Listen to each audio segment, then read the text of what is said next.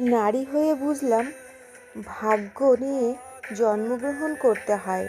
রূপবতী, গুণবতী যাই হও না কেন, ভাগ্যবতী হওয়াটাই বেশি প্রয়োজন। নয়তো গোটা জীবন চোখের পানিতে ভেসে যাবে। আমার ভিডিওটা ভালো লাগলে পাশে থাকবেন। অহেতু কপিরাইট মেরে আমার পরিশ্রমটা বিফলে যেতে দেবেন না। ধন্যবাদ।